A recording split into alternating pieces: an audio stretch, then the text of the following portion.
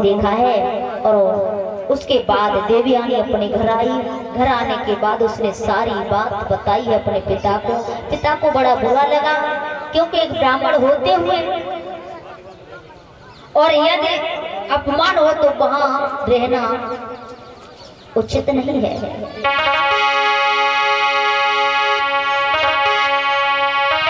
पंडित कर्म के करण से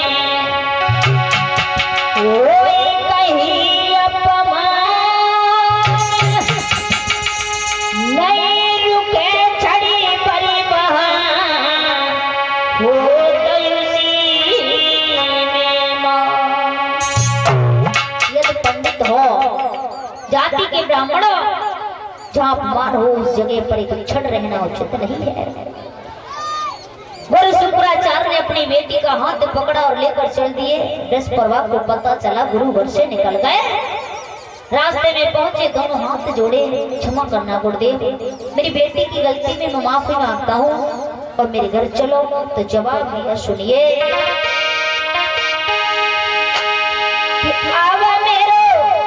होने लगो अपमान और कैसे संग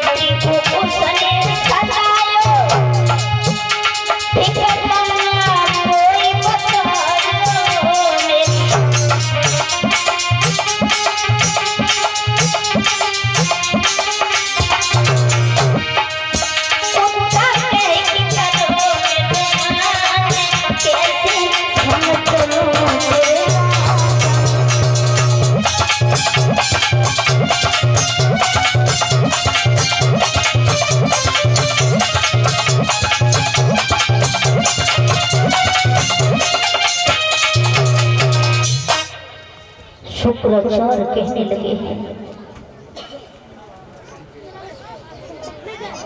शुक्राचार्य कहने लगे कि एक शर्त पर जा सकता हूं, मैं अपनी लड़की की शादी करूंगा और शादी जब करूंगा तो तेरी लड़की और मेरी बेटी की दासी बन करके यदि जा सके तो मैं तेरे साथ चलने को तैयार हूं।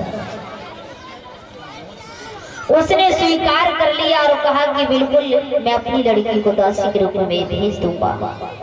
देवयानी की शादी राजा यात के साथ करी है और जैसी शादी हो गई तो आज वहां से चल दिए हैं।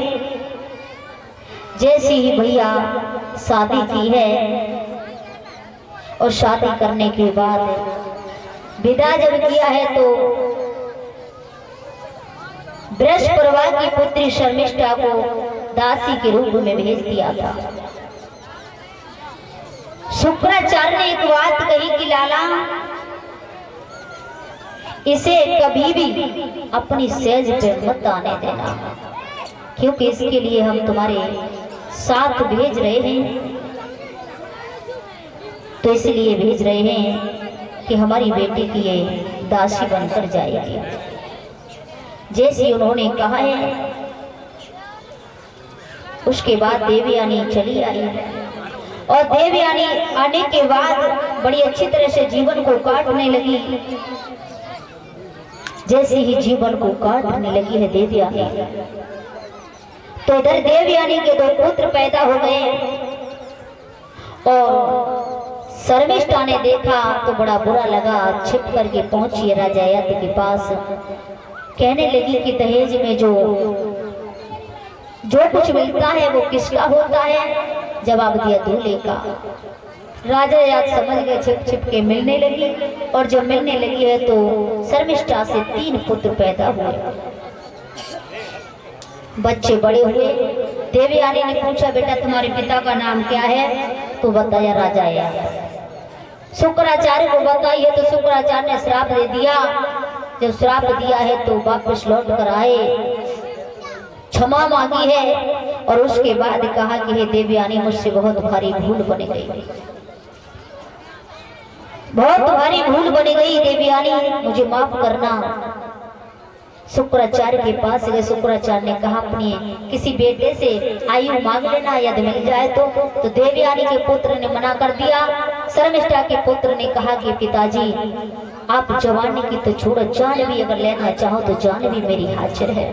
बेटा तो ऐसा होना चाहिए। उन्होंने उम्र ले ली है, बुढ़ापा दे दिया। और देवयानी के साथ में 1000 वर्ष तक रहे हैं। उसके बाद बुढ़ापा लिया है और जवानी दी है। उसके बाद उन्होंने जाकर के भजन किया है जंगल में। और भजन करते करते अपने शरीर को छोड़ दिया। बोलिए गोविंद भगवान की। और ये 50 रुपए उपदेश यादव ग्राम ले आई।